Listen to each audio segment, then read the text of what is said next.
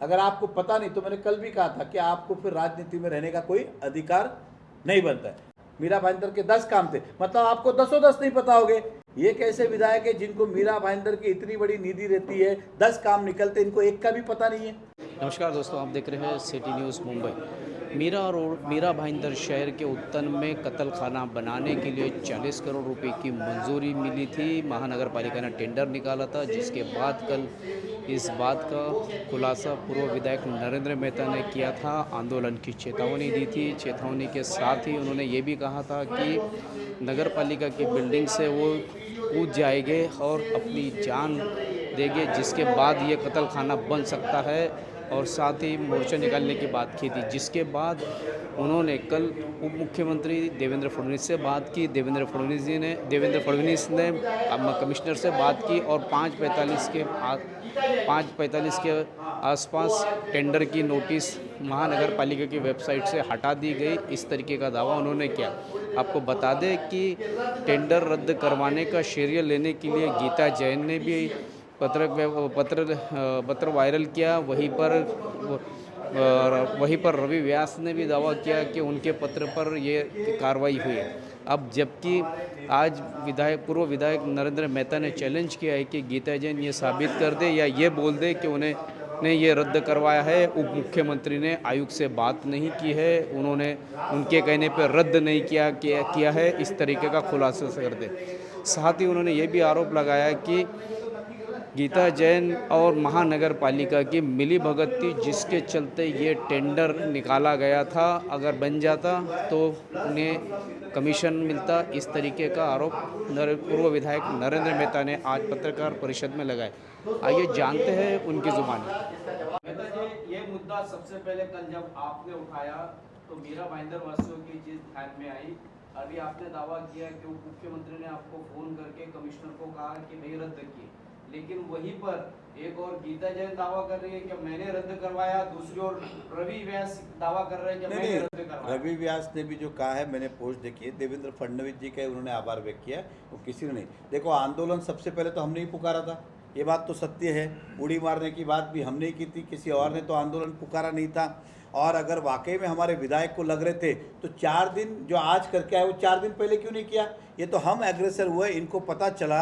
इनका ऐसा था कि आम के झाड़ पे किसी को चढ़ा दो, मतलब अगर कत्ल खाना बन गया तो 20% कमीशन इनको पहुंच जाएगा, और नहीं बना तो श्राद्ध में खाना खा लेंगे। मतलब शॉर्ट में ऐसा था कि नहीं बना तो क्रेडिट ले लेंगे कि हमने रद्द किया। ये तो ऐसा वाला बात था ना, बन जाता तो कमीशन ले लेते, अब नहीं बना तो क्रेडिट लेने निकले।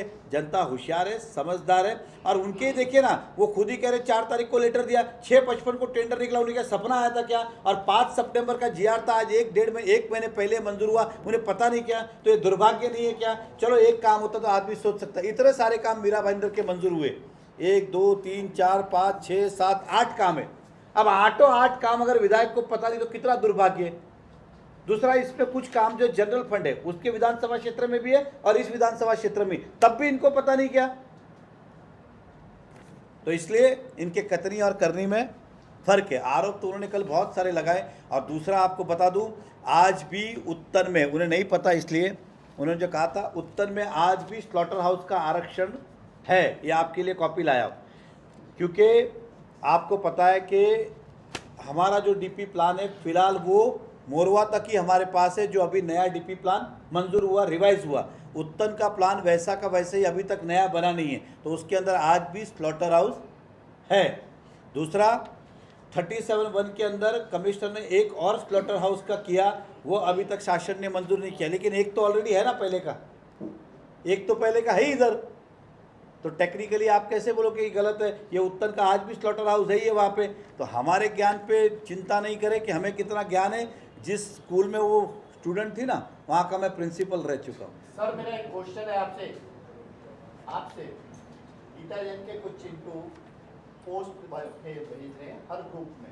उनका कहना है कि गीता जैन मैडम वहाँ गई, कमिश्नर से लड़ाई की और इसको रद्द कराया। तो पहले क्या करने गई थी? बोल रहे हैं कि देवेंद्र फडणवीस जी का फोन आया। तो मैंने क्या कहा, गीता जैन जी बोल देवे कैमरा पे आके, देवेंद्र फडणवीस ने फोन ही नहीं किया, झूठ बोल रहे देवेंद्र फडणवीस, मेरे बोलने पे वह बोल देवे ना।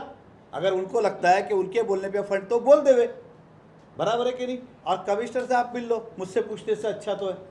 और मेरे जैसा व्यक्ति फिर कहता हूँ, ये शहर जानता है कि हमने कभी भी फडणवीस, मेरी इतनी औकात भी नहीं, हिम्मत भी नहीं कि मैं फडणवीस का नाम यूँ ही झूठ मूठ लेके खराब करूँ। सीधी सी बात है, मेरे फ़ोन में भी उनके इनकमिंग कॉल के रहेंगे और उधर भी रहेंगे कमिश्नर के पास। हमने, और मेरे नेता तो मैं उन्हीं को बोलूँगा ना, और मेरे नेता ने उसका कॉग्निजेंस लिया कि भाई मैं कमिश्नर से बात करता हूँ।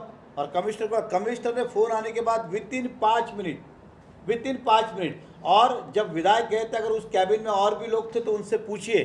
कमिश्नर ने उनको कहा था कि मैं ये चेक, उन्होंने कहा आरक्षण नहीं है, आपने टेंडर कैसे निकाला?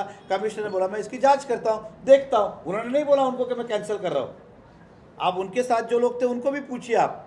ये आदरणीय फडणवीस साहब ने हमारे से जानकारी लेके फिर उनको फ़ोन किया। सबसे पहले कत्ल खाने का विरोध किसी ने किया था तो वो थे सिर्फ और सिर्फ नरेंद्र मेहता। और साथ में ये भी खुलासा हुआ है कि महाराष्ट्र सरकार ने कत्ल खाने के लिए जो जीआर निकाला और पैसों की जो तरतूद की थी वो 5 सितंबर को की थी, यानी बराबर आज एक महीना पहले यह आदेश निकला। 1 महीने तक का क्या विधायिका को पता नहीं था कि उनके निर्वाचन क्षेत्र में इस तरीके का कत्ल खाना बन रहा है? और अगर पता था तो इतने दिन तक वो खामोश क्यों थी? ऐसे अनगिनत सवाल नरेंद्र मेहता ने किए। इसी तरह की खबरों के लिए मेरे यानी शकील शेख एकता पोद्दार के साथ बने रहे, देखते रहे सिटी न्यूज़ मुंबई।